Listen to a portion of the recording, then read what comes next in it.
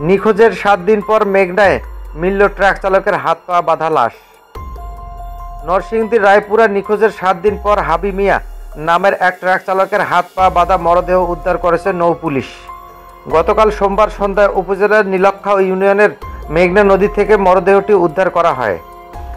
হাবি মিয়া নরসিংদী সদর উপজেলার আলোকবালি ইউনিয়নের মুরাদনগর গ্রামের বাসিন্দা ছিলেন।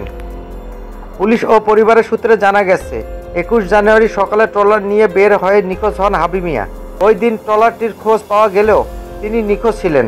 পরে রাতে নরসিংদী সদর থানায় একটি সাধারণ ডায়েরি করেন হাবি মিয়া মামাতো ভাই নায়েব আলী মিয়া। স্থানীয় বাসিন্দারা জানান, গতকাল সোমবার বিকেলে নীলক্ষা এলাকায় মেঘনা নদীতে একটি হাত পা বাঁধা লাশ ভেসে উঠেছে। খবর পেয়ে করিমপুর নৌ ফাঁড়ির পুলিশ সদস্যরা এসে লাশটি উদ্ধার করেন। পরে পরিবারের সদস্যদের লাশটি শনাক্ত করেন। ময়নাতদন্তের জন্য লাশটি নরসিংদী সদর হাসপাতালের মর্গে পাঠানো হয়েছে। করিমপুর নৌ পুলিশ ফাঁড়ির ইনচার্জ সুব্রত কুমার পোদ্দার জানান, মরদেহটির হাত পা বাঁধা রশি দিয়ে বাঁধা ছিল। মাথার পেছনে আঘাতের চিহ্ন আছে। ধারণা করা হচ্ছে হত্যার পর লাশটি নদীতে ফেলে দেওয়া হয়েছিল।